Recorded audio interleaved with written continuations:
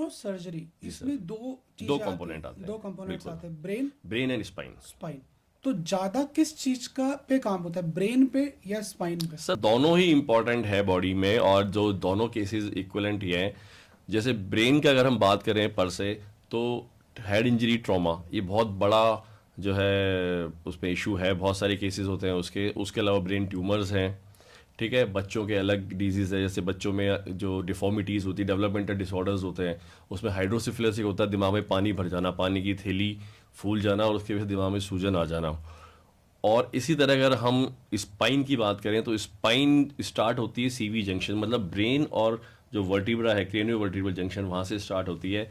उसकी बहुत सारी डेवलपमेंटल डिसऑर्डर्स होते हैं जिसके अंदर हड्डियाँ चिपकी होती है, या जो हमारी बड़ी नस स्पाइनल कॉर्ड है उसके ऊपर प्रेशर होता है। उसके बाद नीचे हम आ जाए तो सर्वाइकल स्पाइन आ जाती है। आजकल आप सुनते हो सर्वाइकल हो गया, सर्वाइकल हो गया। जितने ये जो वाइट कॉलर जॉब वाले लोग हैं हमारे, जो मोबाइल और लैपटॉप पे जिनका पूरा दिन भर काम चलता है, वो आजकल सर्वाइकल की बीमारी से ग्रसित है। ऑन द अदर हैंड, अब जो हमारे बच्चे आ रहे हैं, ठीक है, आज जो हमारी यूथ है, हमारा जनरेशन, यंग जनरेशन, और उससे भी ज़्यादा अफेक्ट हो रहे हैं छोटे बच्चे, जो मोबाइल जिनके पेरेंट्स देखे सोचते हैं कि हम फ्री हो गए हैं, ठीक है, सबसे ज़्यादा ये बच्चे अफेक्ट हो रहे हैं सर।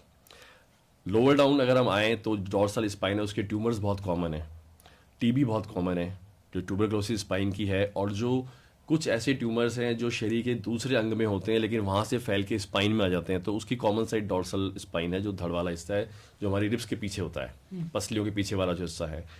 और जो हम आजकल बात करते हैं पीआईवीडी हो गया, छल्ला खिसक गया, शियाटिका हो गया, इसके लिए जो नीचे लंबर स्पाइन है, कूल्हे से जस्ट ऊपर जो 5 हड्डियाँ होती है, वो वाला एरिया, तो पूरा ब्रेन भी उतना ही इन्वॉल्व है और स्पाइन भी उतनी ही इन्वॉल्व है न्यूरोसर्जरी के अंदर। दोनों का मतलब वेटेज हम 50-50% कह सकते हैं। मैंने बच्चों को देखा है आजकल, इवन मैंने मेरे बच्चों को भी देखा है कि जब वो छोटे थे तो उनकी मम्मी उनको वो एक रैम चला देती थी टीवी मोबाइल पे, और वो दूध पीना चालू कर देता था। और अब वो शायद डिजीज और बढ़ती गई है, अब वो हर अब वो आदत हो गई है, अब वो आदत हो गई आदत है। हो गई है। तो उससे छोटा जो बच्चा है जो अभी पैदा हुआ है, 3 साल का है, 1.5 साल का है, 2 साल का है, 4 साल का है, तो उस पर क्या इफेक्ट आने लगते हैं? सर इफेक्ट ये आने लगता है कि अब एक तो बच्चों को एडिक्शन हो गया है। अब उन्हें लगता है कि मतलब जब तक वो मोबाइल का गाना नहीं सुनेंगे या वो पिक्चर नहीं देखेंगे, उनका एक हमारे न्यूरो में एक टर्म होता है रिफ्लेक्स, वो रिफ्लेक्स उनके ऐसे हो गए कि जब तक मोबाइल और टीवी नहीं चलेगा मुझे खाना खाना ही नहीं है।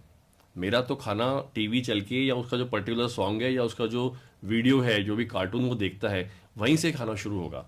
तो जब तक हमने देखा, मेरा खुद का मतलब मेरी खुद की डॉटर है, उसका भी ये इशू था, बचपन में मुझसे गाना सुनाते थे और फिर वो खाना खाने बैठती थी। खैर अब वो धीरे धीरे आदत हमने छुड़वाई, लेकिन ये बच्चों के ऊपर फिर ये इनकी मोबाइल की आदत आगे से आगे, आगे से आगे बढ़ती जा रही है। और इसका इफेक्ट ये है कि आज हमारे पास 4-4, 5-5 साल के बच्चे चक्कर लेके आ रहे हैं कि मुझे चक्कर आते हैं, मैं स्कूल जाता हूँ, मैं बोर्ड देखता हूँ तो मुझे चक्कर आते हैं, मैं लेटा रहता हूँ तो मेरे पीछे पूरा दर्द होता है। तो हम उसे एक ही बात पूछते हैं सीधा, बेटा अच्छा ही बताओ मोबाइल कितनी देर देखते हो?